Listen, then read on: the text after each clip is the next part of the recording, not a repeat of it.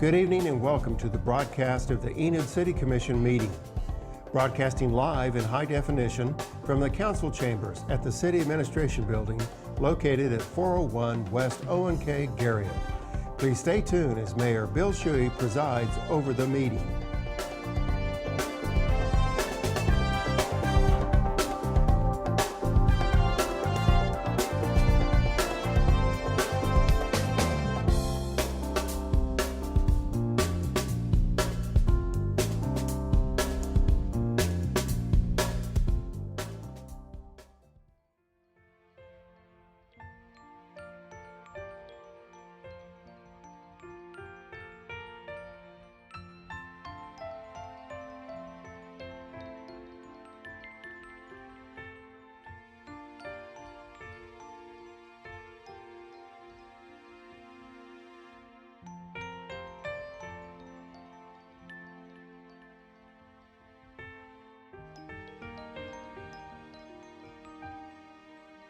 Call the meeting to order.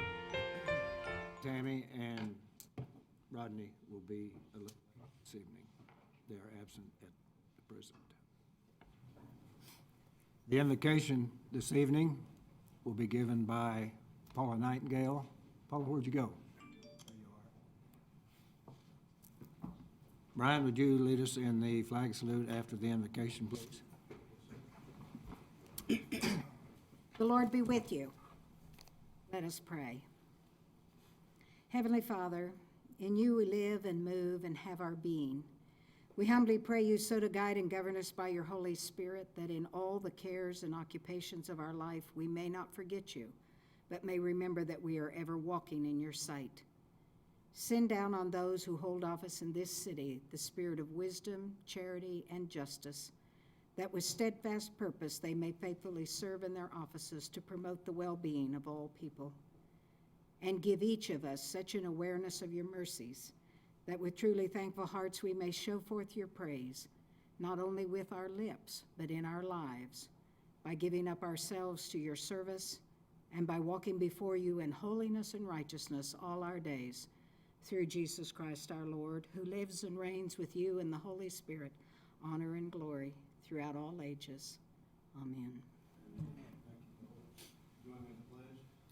I pledge allegiance to the flag of the United States of America and to the republic for which it stands, one nation under God, indivisible, with liberty and justice for all.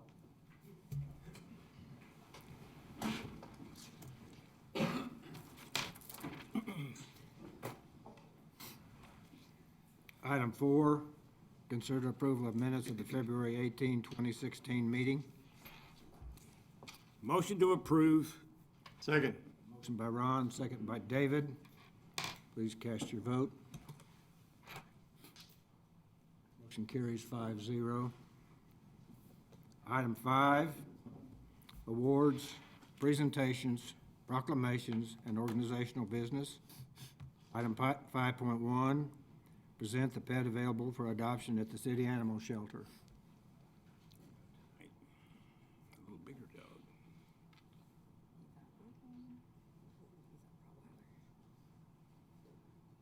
Not gonna carry that one up there? I was gonna say, you usually carry one up here. Like I was telling her, it's about the smallest one we have out there right now. Ooh. How's it going, everybody? My name's William Breeze. I work for Animal Control here in Enid. And this is Roscoe. He's about a 1.5 to 2-year-old pit bull. Very well-mannered, pretty mellow. He's one of a few others we have out there that are ready for adoption. So we'd like to invite everybody out and take a look around and see if they have one that we have one that they can't live without, and hopefully give them a good home. Thank you. Thank you.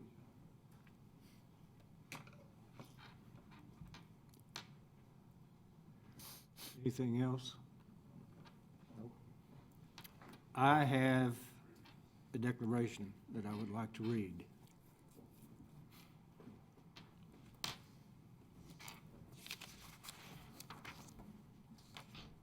Keller, come on up here. It may pertain to you. We had an event here Sunday night that was excellent. Keller oversaw the whole event. I happened to spend the whole day in Oklahoma City Tuesday at the state capitol, and I had more people thank me that I did not know for what we did Sunday night. Let me read the declaration. The 2016 Oklahoma Speakers Ball was hosted at the Enid Event Center on Sunday, February the 28th. It was the first time the fundraising event has ever been held outside of the Oklahoma City metro area. Enid native and Lieutenant Governor Todd Lamb served as the Master of Ceremonies, as over 800 individuals attended the event hosted by House Speaker Jeff Hickman of Fairview. Proceeds benefited the Food for Kids backpack program and the Regional Food Bank of Oklahoma. Much of the event's success was due to Keller Taylor, a Spectra Venue Management and General Manager of the Enid Event Center and Convention Hall. Keller, along with his stellar team, worked diligently to make the evening memorable for the statewide audience. Spectra by Comcast Spector is the expert in hosting and entertainment, and by feedback received, the Speakers Ball was a huge hit, and once again, Enid was a centerpiece. Therefore, on this third day of March 2016, I, Bill Shuey, Mayor of Enid, along with my fellow Enid City Commissioners, let it be known it is our privilege to go on record to publicly thank the Enid Spectra Venue Management Team for their outstanding contribution towards the 2016 Oklahoma Speakers Ball. Congratulations for the job. Well done to you.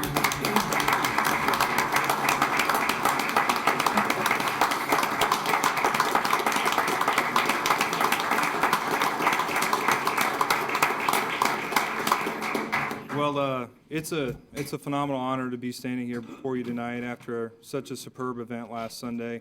You know, I really humbly accept this honor in recognition of our whole team. It was a very committed team effort that took a couple months of planning. 860 plated meals is a lot to execute, given our size kitchen and staff and all those things. And we had a great plan and team and resources from the council behind us here that are integral in being able to do our job every day, and that's to transform events into experiences. So we appreciate all your support, and we couldn't do it without all of you up here, and we'll continue doing that every day. So thank you very, very much for this recognition.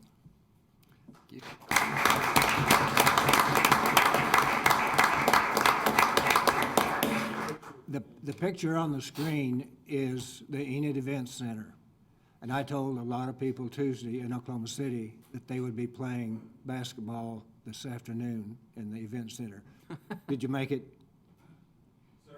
Did you convert it to a basketball arena? Yeah, we've had 3 games already today. The biggest answer I got, and the most answer I got was, "You're kidding." I said, "No." And then we'll have a rodeo right behind it, or a Disney program. Thanks again, Keller.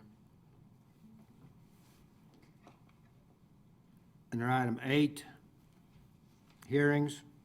Item 8.1, consider a hearing rezoning property situated in the southwest quarter of Section 18, Township 22 North, Range 6 West of the Indian Meridian, Garfield County, located at 816 West Moore, C3 General Commercial District to R7 Residential Multifamily District. Chris Bauer. Thank you, Mayor, City Commissioners, City Management. The slide on the screen shows you the area being considered for the rezoning this evening. It's outlined in a yellow box. It's located at 615 West Moore. There's approximately 3.6 acres in the yellow area. Currently, the property is zoned C3 General Commercial. The applicant is seeking rezoning from C3 to R7 to build 96 apartments, which would be the correct zoning category. The zoning pattern around it you can see on the screen. There is some C3 along Van Buren. Immediately adjacent to the site is R2, all the R4 to the north, R2 on the east, south, and west side of it. The next picture I have for you is our comprehensive plan, Enid Envision, which was adopted last year. This is a traditional neighborhood. The request is supported by the plan. The applicant gave us this slide and this one as representation of the type of apartments that will be constructed on the property. We did receive a protest prior to the Metropolitan Area Planning Commission meeting. We mapped it.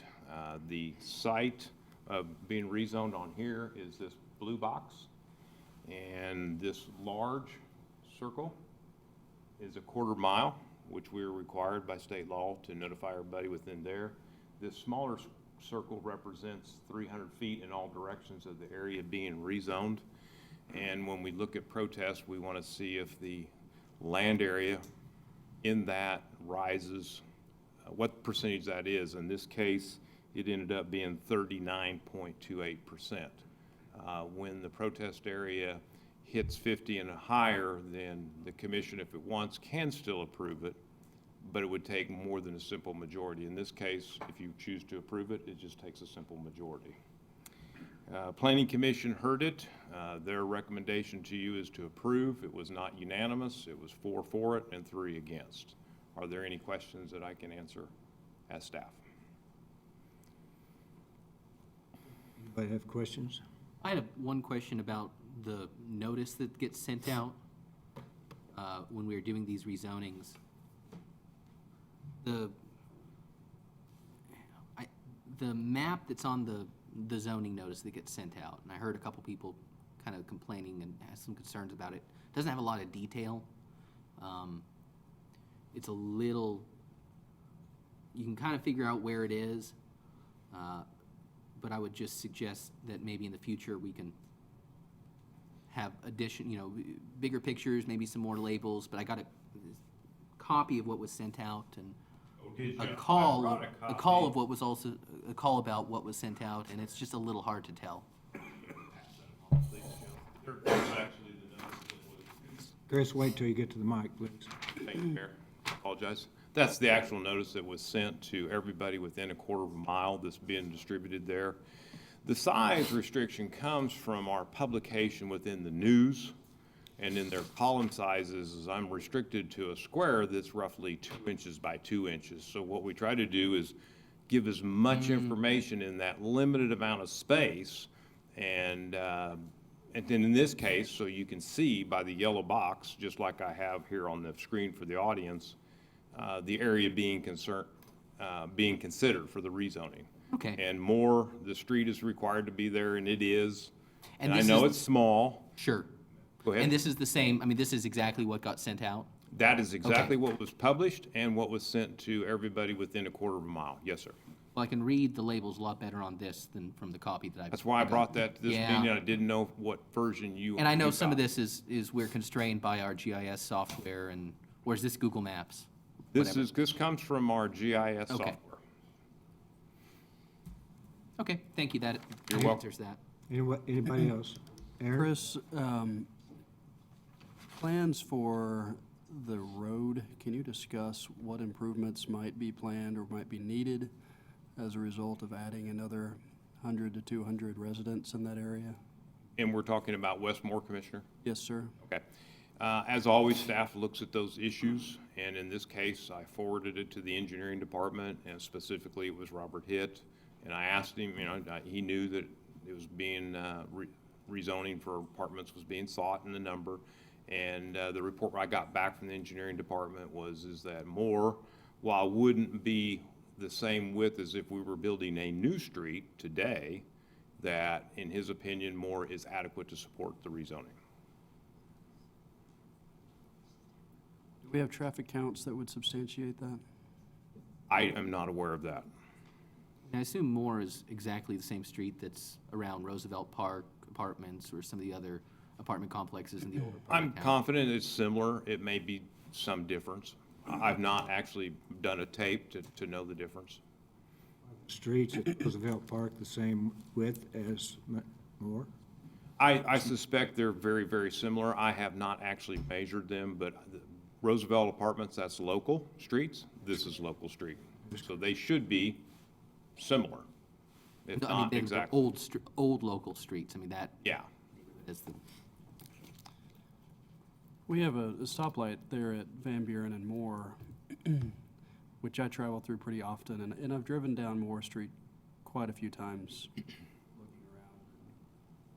around. I am a little concerned with the impact that it could have on congestion. Yeah, the stoplight is seemingly fairly busy. And I would imagine everyone that would live in this area is going to travel west down Moore to hit Van Buren and then wherever they're going to go thereafter. I wonder if it would be worthy of really doing a little more comprehensive traffic study to make sure it can be supported. When you're going to add 96 apartments and then longer term some duplexes out there, that's going to be a lot of people. And I'm a little concerned with how that traffic, along with traffic from the school, and as we have a new athletic facility back there, and I think that we might be asking for some problems on the street if we aren't careful. So, as the planner for the city, have you considered those issues, and what can you do to help offset some of those concerns? The action that I took as your city planner is I consulted with my engineering department and got back the answer that it was adequate. And they considered the very issues that you're raising. Chris, the next step, if the commission chose to change this, or rezone this tonight, would be, would they have to plat it and bring that back to commission? And help Yes. consider some more of those items? And certainly then at site plan, it would be considered one too. Or it could be considered more if you all collectively chose to. In the development process, we're in step one, is if the property is rezoned, then the applicant will move forward with platting. And once that's approved, then the applicant will move forward and do a site plan. And once that's resolved, then a building permit will be issued, the project will be built, and then ultimately occupied. That's the process. But if it's not approved, then the applicant didn't want to go to the expense of all of the engineering and architecture for the platting, so is this the this same? is step one.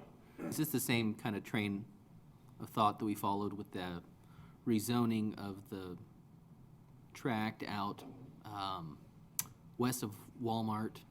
Yes. And That was 6-8 months now. That was roughly 80 There were some acres. concerns about the Chris- road access to that as well, and it was one of those, well, we approved the rezoning, but when they come back for a site plan, they have to meet whatever the standards are. I mean, we don't set the standard, we don't change the standards from development to development, it's just whatever the standards are, they have to comply. All of the infrastructure, that being road, water, and sewer, will be addressed at that platting time, and that's exactly what you did with Chris Trojan on the property that you just referenced to west of Walmart.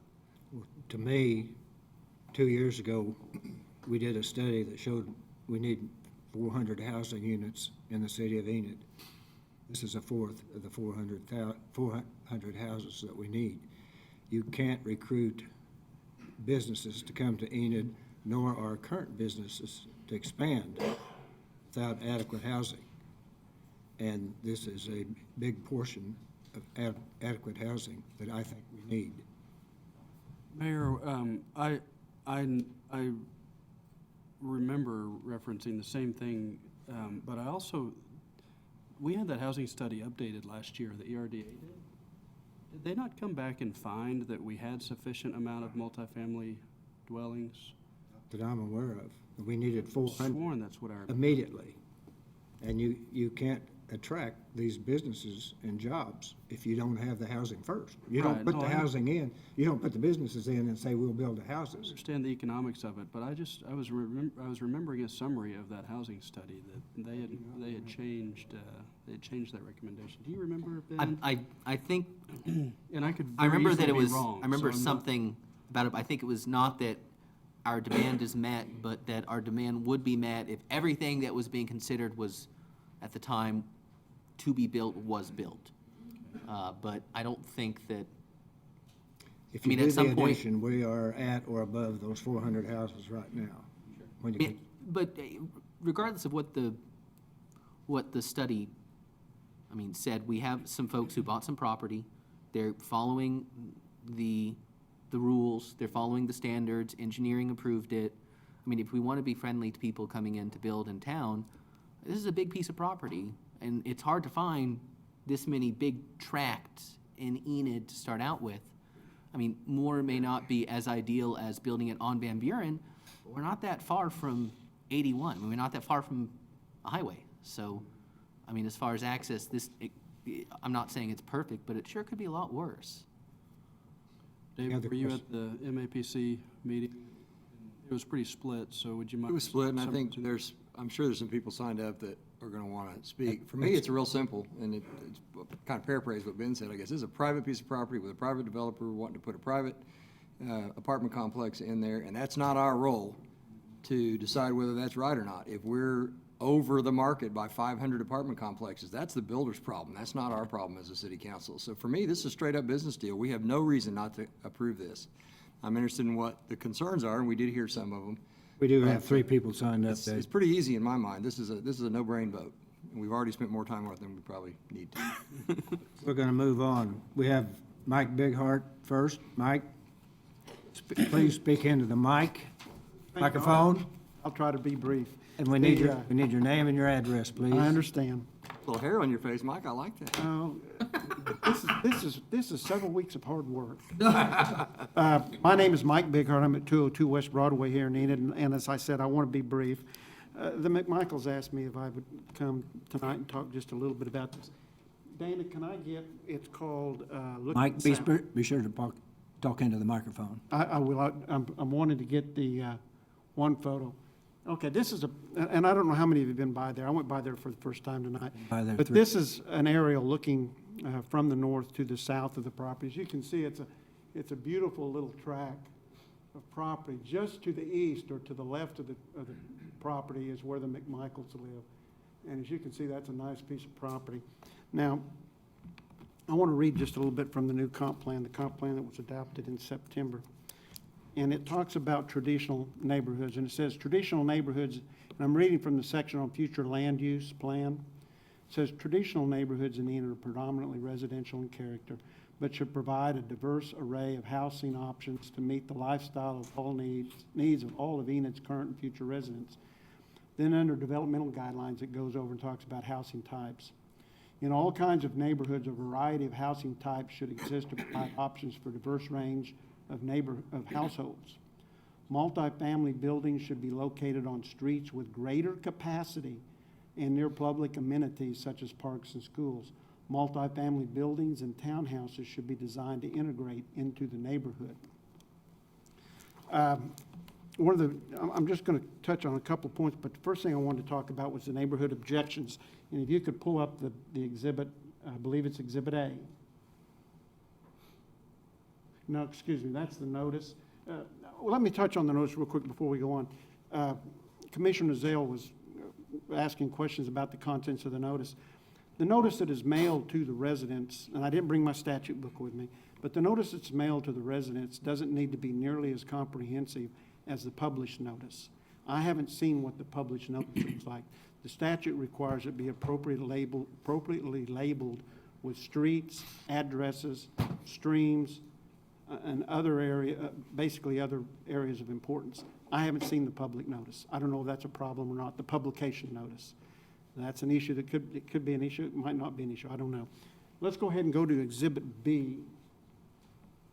Okay, can you rotate that one time to the clockwise, please?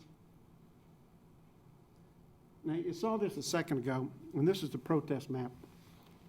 And it doesn't include, I assume it doesn't include city-owned streets and city-owned property, it's not supposed to. But it does include the applicant's owned property, which is not a part of the rezoning.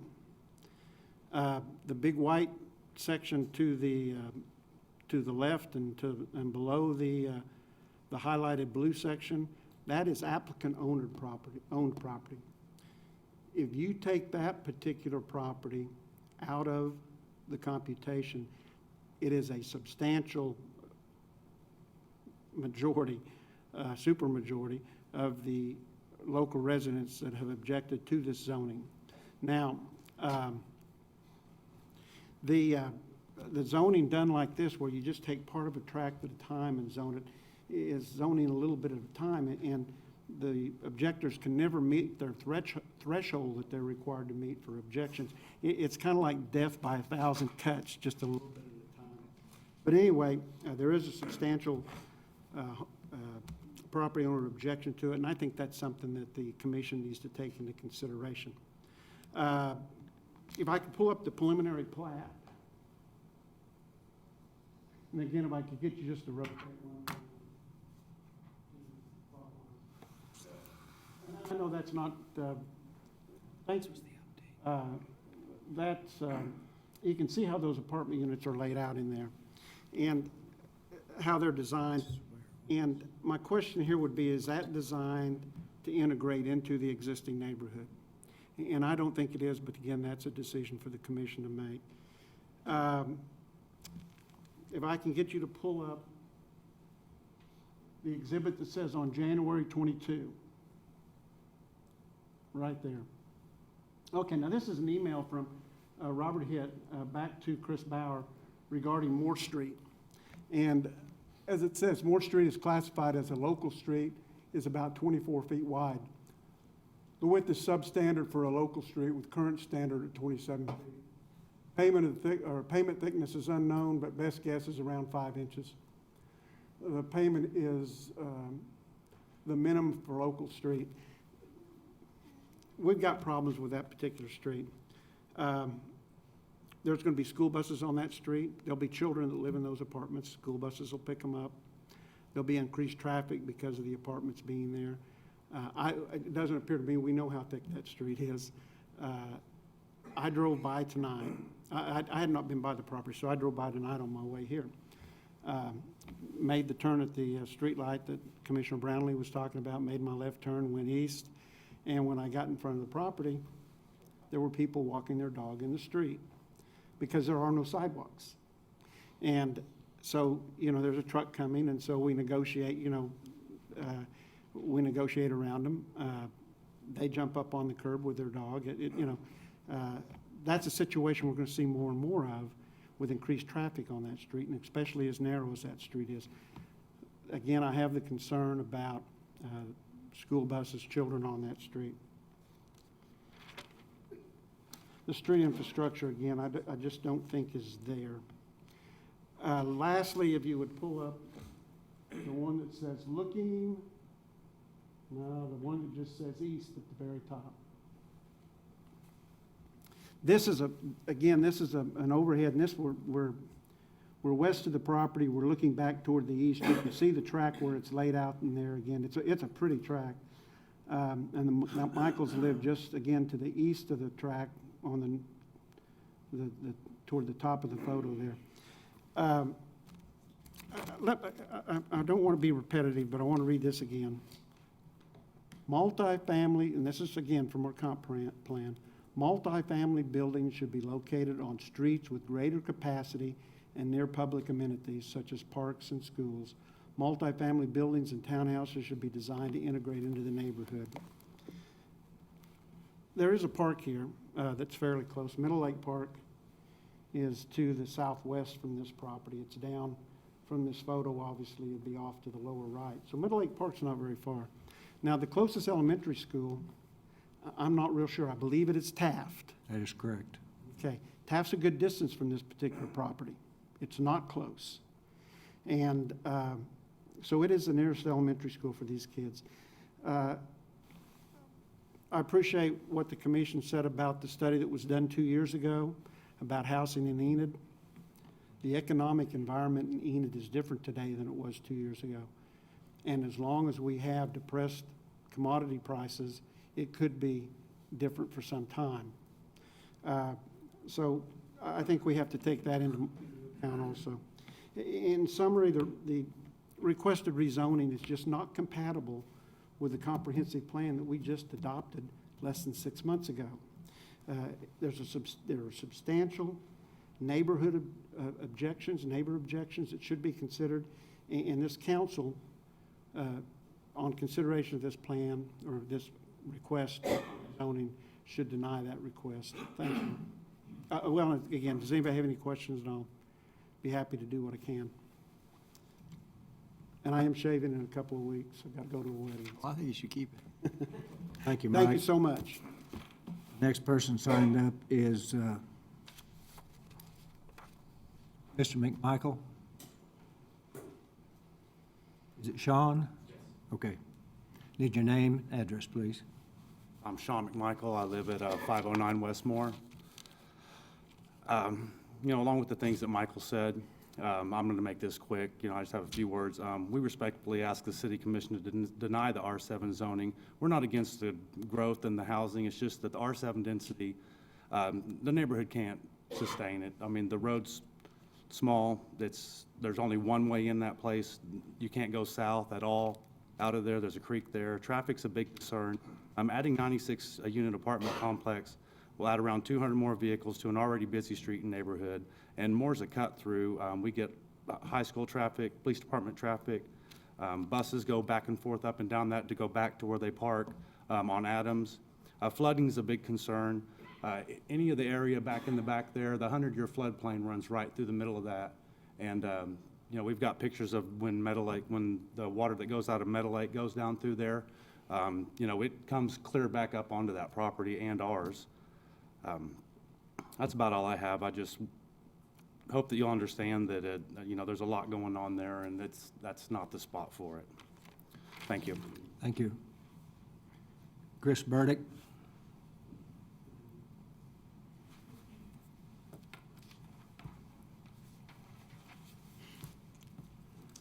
Commissioners, good evening. I'm Chris Burdick with Envirotech Engineering, 2500 North 11th Street, representing the developer of the property, Brent Cook, with Stay On Point Construction. We feel like that meets the comp plan, number one. We're excited because it's an infill project in town. It's not way out west. It's not, we're not extending a bunch of utilities or those kind of things, more maintenance for the city on streets or water or sewer, those kind of issues. The developer has expressed that we'll do everything we can, and our intent is to keep the natural screening on both sides of the property. Obviously, the trees in front have to go to make this thing, to put sidewalks in and make the development work. But we've discussed with him as well, even to a point of maybe putting retaining walls along part of those sides to maintain some of you haven't been out there, there's 30, 40-foot cedar trees lining both sides of the property, which is a great screen for the surrounding property as well as the development, which is one thing he liked about the property. But we've worked with this individual, or are working with this individual in numerous projects around the state. He's really excited about this project, and we just think it's maybe not the absolute perfect place in town, but it's a great project, it's a good location, and it's a good piece of property. So, thank you. Thank you. Move on to item 6.2. Conduct a hearing to rezone property situated in the northwest quarter of Section 12, Township 22 North, Range 7 West of the Indian Meridian, Garfield County, located at 2023 West Chestnut, from C2 Planned Business Center District to C3 General Commercial District. Chris? Thank you, Mr. Mayor. This property is on Chestnut, just east of Cleveland, and here's a little tighter shot. It's represented by the yellow box.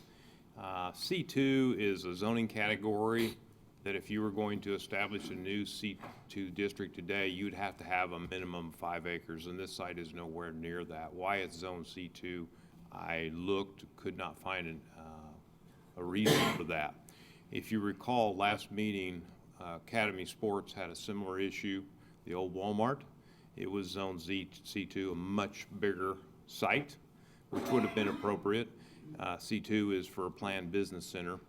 But much like Academy, they wanted to have a property line go down through the middle of their building. When we go look at that, as people, you'll see Academy, and then there'll be an addition of retailers. But through there, they wanted a property line. When you draw that property line, then you must have a setback. In Academy, that would have been 25 feet on each side, if you recall, or a 50-foot gap in the building. Similar thing here is the setbacks are greater for C2 because it's a greater parcel of land, ideally. This case, it's not. The owner of the property wishes to expand their their existing storage facilities. And if you rezone it to C3, then those side yard setbacks along the east and west property line go to 0 setback. He can build right to it. All he has to do is build in accordance with the building code. That's the reason the applicant is requesting it. Planning Commission has recommended approval. Are there any questions?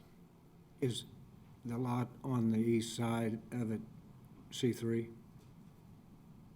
To the east? No. Here's my pointer. All of this area here is C2. This is C3 here. I know the blue is very close and probably looks same from where you're sitting, but there is a distinction. But this is the C2 area, but it's multiple businesses that comprise that. C3 would have been the appropriate zoning category. Questions? Thank you, Chris. Item 6.3, conduct a public hearing regarding the Community Development Block Grant Fiscal Year 2016 Annual Action Plan to gather input on priority needs for the city of Enid. Stephanie? Good evening, Mayor, Commissioners. Tonight, we are going to talk about, get public input on our funding for CDBG for 2016. The funding amount we're getting is $386,471. It's a little bit less than it was last year.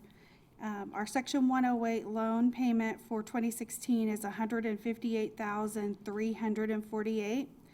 And admin set aside is $70,000, leaving $159,123 for other projects that we have yet to decide on.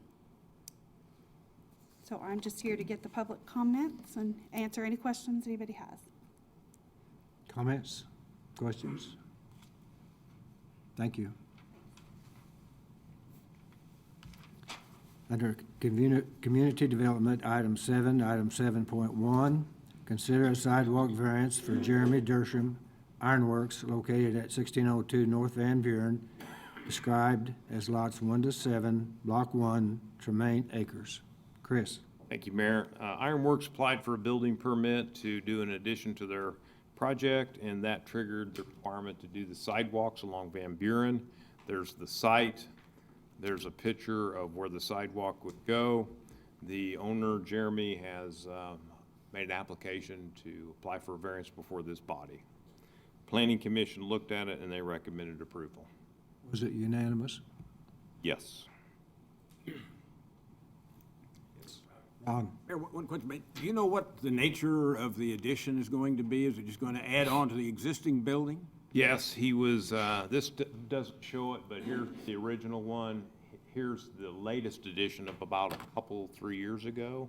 It's kind of like a garage. Right, and he's adding a small area again here. I don't know the details of that, but the ordinance, on the sidewalk ordinance, is when you do an addition, regardless of how big it is commercially, you must do sidewalks. I understand that, and, Okay. you know, and I spoke about that at our last meeting, that I think that's not a good requirement.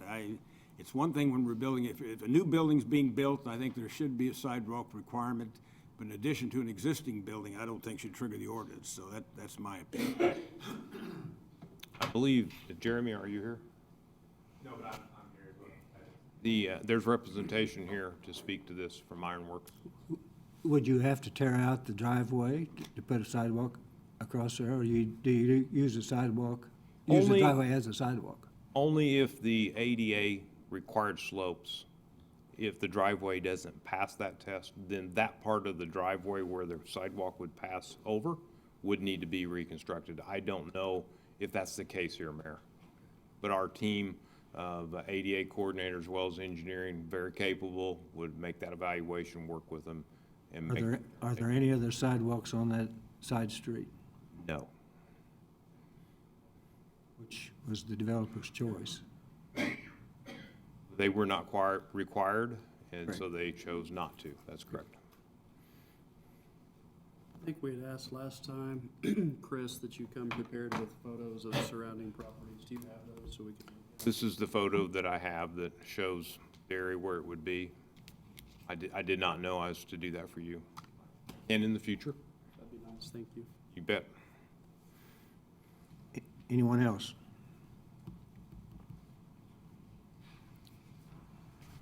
Ready for motion? We have a motion. Be happy to make one. Jeremy, with all deference to how proud we are of you for growing that business. You wouldn't know it by looking at me, but I have been a member at Ironworks in the past. Great business, and you're growing it. The parking lot was absolutely full. But I'm going to make the motion that we deny your variance because I firmly believe in this community that we need to stick to our sidewalk plan. And I know there's so many people walk up and down that area, and there is a frontage street there. But my motion would be to deny because I think we've got to stick to putting sidewalks in this community. I'll second that and not say anything else so as not to beat the dead horse. We have a motion and a second. I have a comment.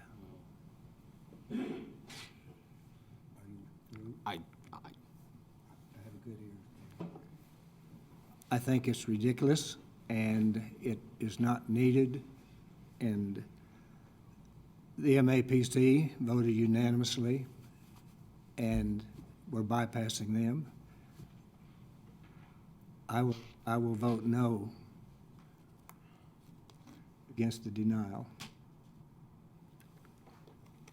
Aaron? Well, Mayor, quite frankly, I'm tired of fighting this issue. And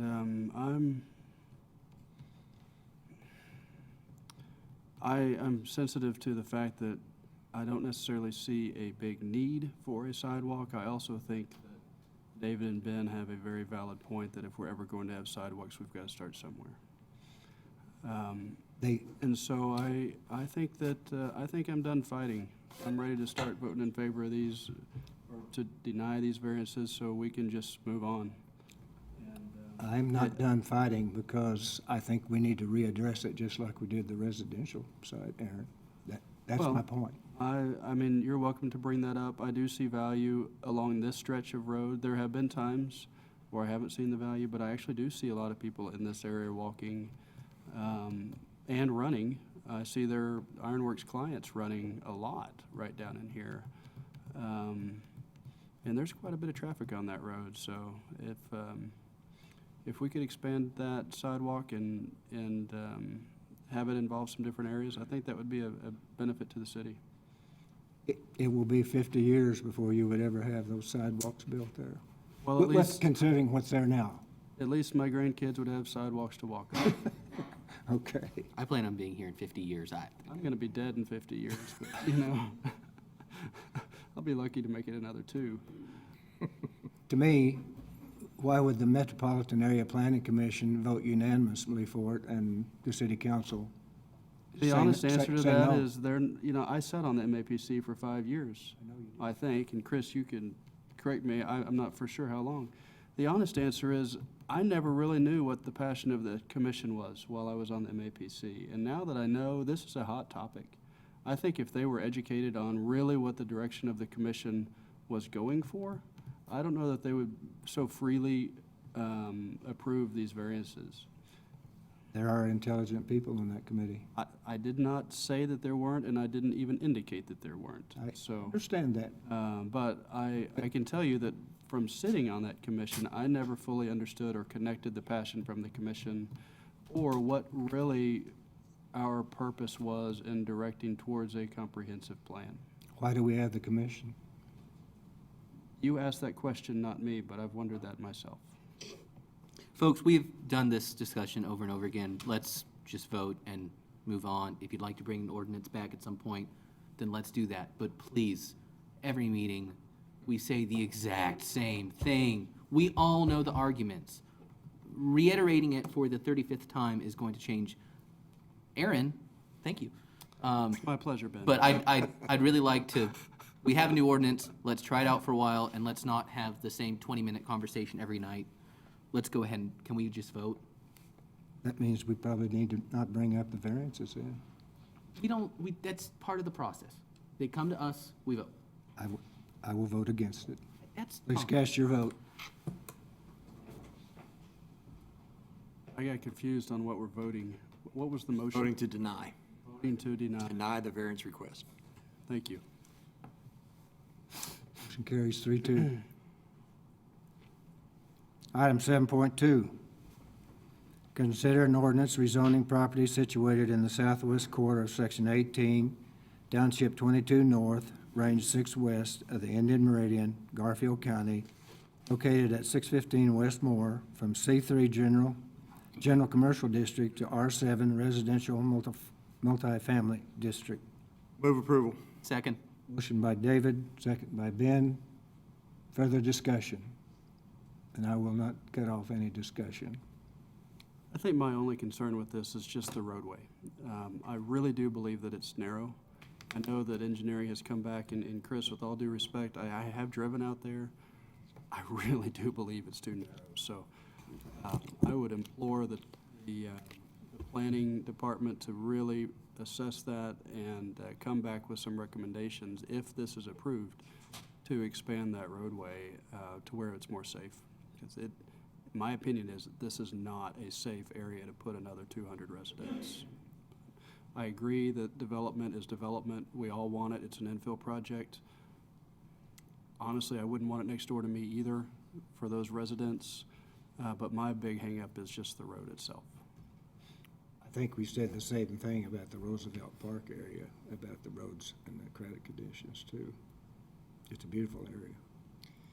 Well, Chris, tell us if at the site plan process, can we not require, say, an extra lane or right turn lane into that? Is that going to be within our ability to do that when it actually comes before us, so we can ask them to improve that part of the street? You bet. That would be addressed in the plating process, if that's the desire of the commission and you have the evidence to support that they need to do that. Yes, that would be the appropriate time. And at the same time, we'll be looking at the water line sizing and the sanitary sewer sizing and stormwater. All of those issues will be addressed at plating. Stormwater would be addressed because there is an issue with flooding on that property. So that would be addressed at that time. Stormwater would be addressed on this project like all of your other developments. Boggy Creek is to the south of it.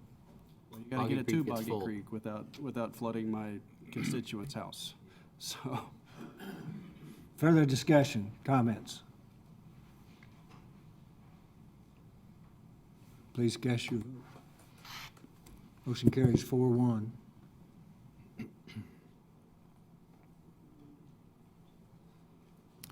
Item 7.3, consider an ordinance rezoning property situated in the northwest quarter of Section 12, Township 22 North, Range 7 West of the Indian Meridian, Garfield County, located at 2023 West Chestnut, from C2 Planned Business Center District to C3 General Commercial District. Move to approve. Second. Motion by Ben, second by David. Comments, discussion? Hearing none, please cast your vote. Motion carries 5-0. Under item 8, administration, there are none. Mayor, could we pull 9-1 from the consent agenda? Yeah, as soon as I read it, yes. Sorry. You're way ahead of me, Ben. Item 9, consent items. I'd move to approve everything except 9.1. Second. We have a motion by Ben, a second by David, to pull 9.1. Please cast your vote. Motion carries 5-0. Now we need to vote on all the items on the consent agenda except 9.1. That was that vote. The motion was to approve everything except 9. Okay. Now, item 9.1, accept a project with Henson Construction Company, Enid, Oklahoma, for Exchange Park restrooms, project number M-1405B. I just had a question about this, and I'm sure if I had taken the time to note it beforehand, it's in here somewhere. Did this come in at budget, under budget, over budget? Do we know what the total cost into the day was in this particular one? It came in, it was bid as a lump sum project, and there's no change orders on this project. So it is right at budget? Right at, yes, sir. Okay. That's right. It looks good. It's finished and it looks good. I've driven by it. I hope it gets well used. But I was just curious with all the, with all the discussion about adding restrooms to parks, how close, I'm sure. Anyway, I was just curious how that came out. But thank you. I move to approve 9.1, pending Aaron's inspection. I'll be sure it's well used. Yeah. So do you want to second that one here? A motion by Ben, a second by David. Yes, sir. Please cast your vote. Motion carries 5-0. Item 10, we will now recess to convene as the Enid Municipal Authority. Item 11, the trustees of the Enid Municipal Authority rescheduled meeting are in attendance. Tammy and Rodney are absent. Item 11, the 5 trustees of the Enid Municipal Authority rescheduled regular meeting are in attendance. Item 12, the Enid Municipal Authority rescheduled regular meeting is now in session. Item 12.1, approval of claims in the amount of $206,866.86. Move approval. Motion by David, Second. second by Aaron. Please cast your vote. Motion carries 5-0. Item 13, we will now adjourn to convene as the Enid Economic Development Authority. The trustees of the Enid Economic Development Authority rescheduled regular meeting are in attendance except for Tammy and Rodney. They are absent. Item 15, the Enid Economic Development Authority regular scheduled meeting is now in session. Item 15.1, approval of claims in the amount of $6,000. Move to approve. Motion by Ben. Second. Second by Ron. Please cast your vote. Motion carries 5-0.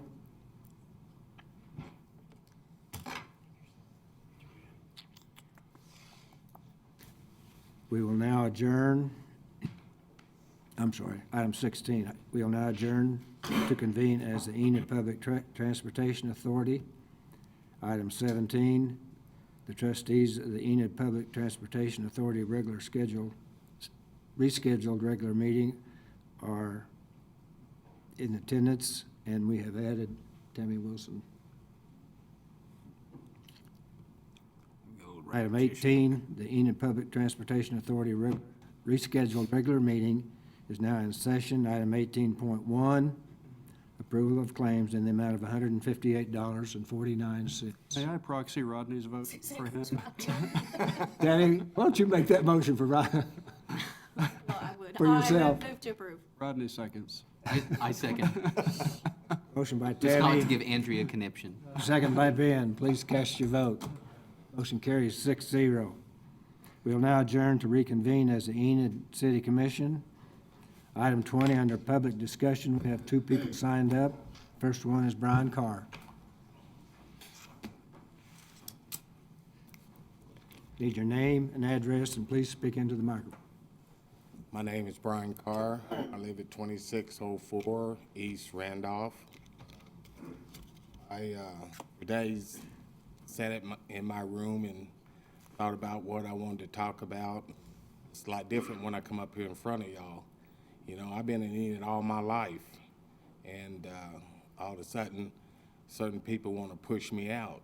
But, you know, they done everything they can to push me out, but I guess all of y'all know I'm not going nowhere.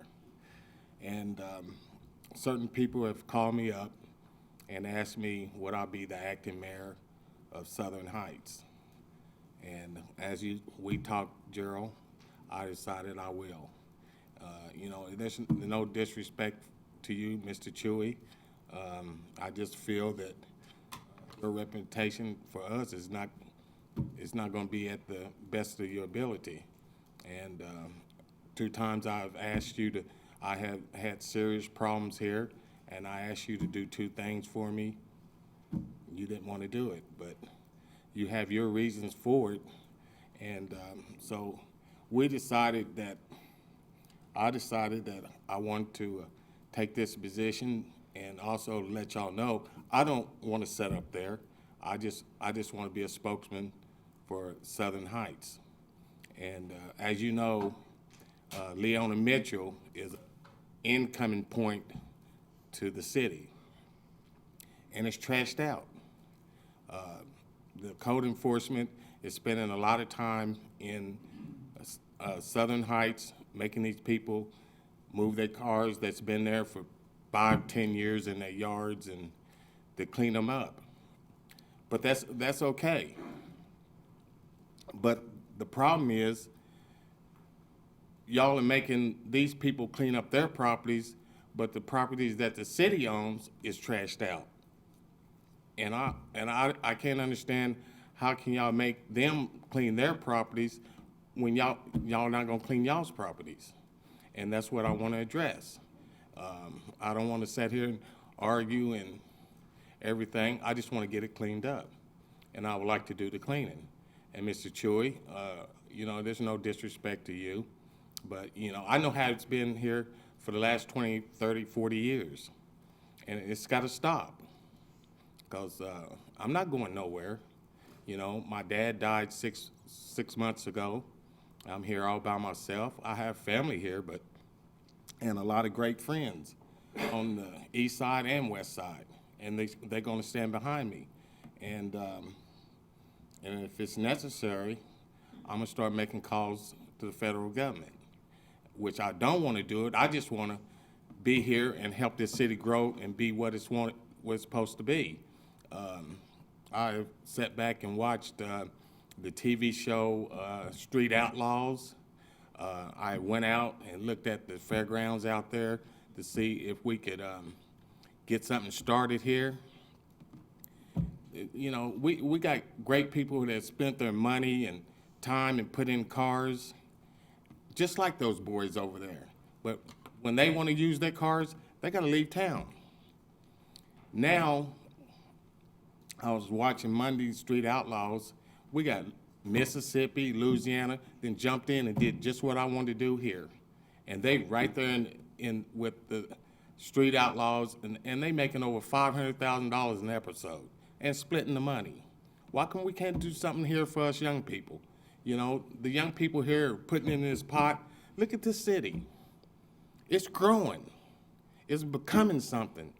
But what do we have to do? Anytime we want to do something, we got to leave town. And it's not fair. You know, our grandparents or great-grandparents has put all this time and effort, money into this town, and what do their grandkids got to show for it? Nothing. And it's not fair. And I just like Gerald to sit down with you and just listen to my ideas. You know, I'm a tree remover, and I like removing trees, and I've been stockpiling the wood. You know, you put over $500,000 worth of food waste into the landfill each year. I want that food waste. I can take that food waste and I can help clean up this town at no cost to the taxpayers and use that wood in this business. But I need to start. And there's people here that can write that check and get us started and move on, and everybody can work together and make a good living. But nobody seems to want to do nothing because they want to oust me. I'm not going nowhere. But, you know, if I can't get no cooperation, then I'm going to start making phone calls to the feds.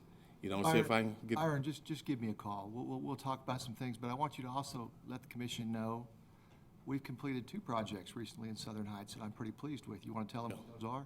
But one of them is at the park. You put in a parking lot and sidewalks. That looks good. But the problem with that was, you know, that was a black park at one time. It's a Marshall Lee Park now.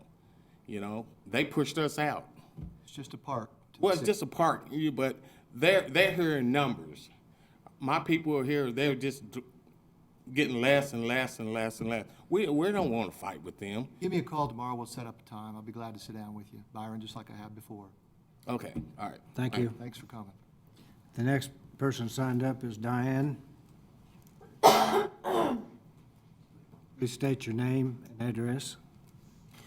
Diane Levesque at 1324 West Oak, and I wish he hadn't have left so soon because I'd have liked to talk to him and work with him on a couple of things.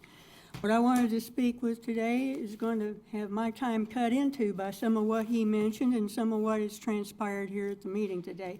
Like, for example, a business here who wants to move here requires housing here.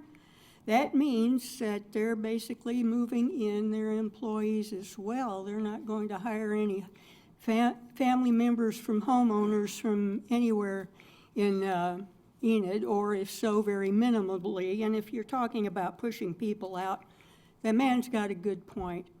And I'm going to look for his phone number on the, give him a call about that.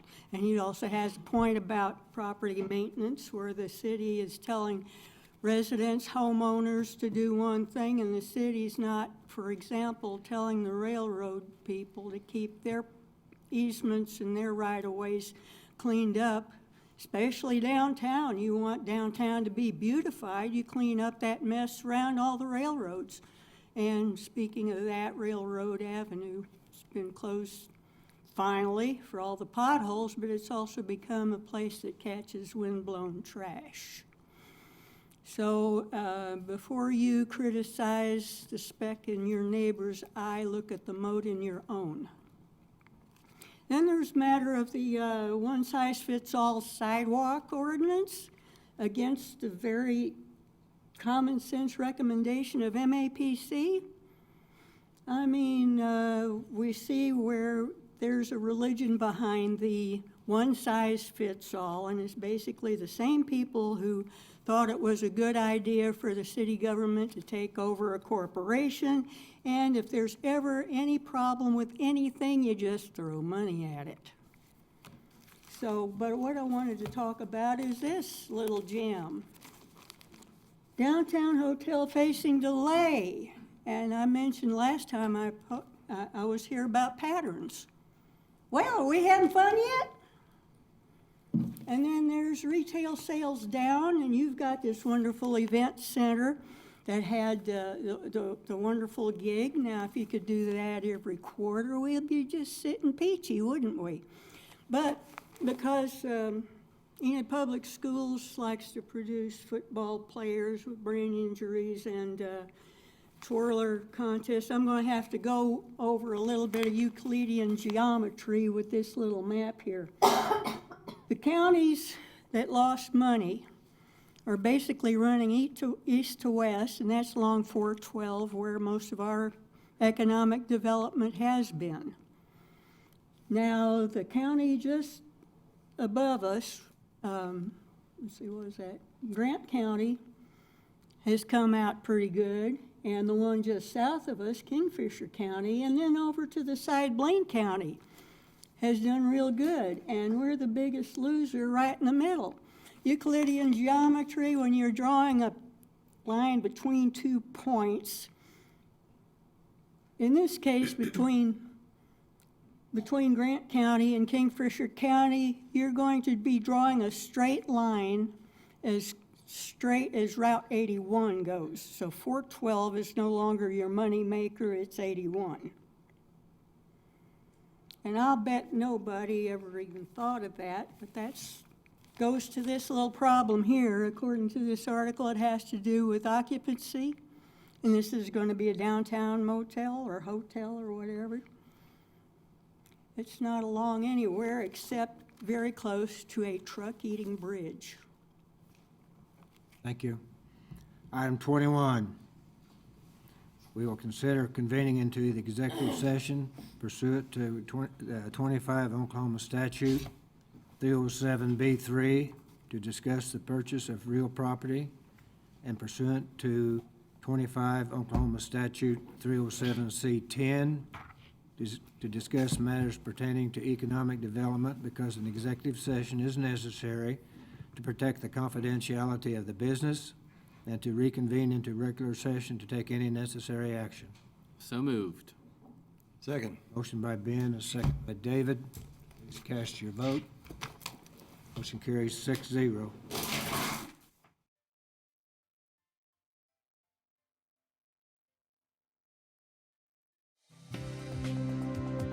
Thank you for joining us for the Enid City Commission meeting. If you have any questions or comments, visit our website at enid.org.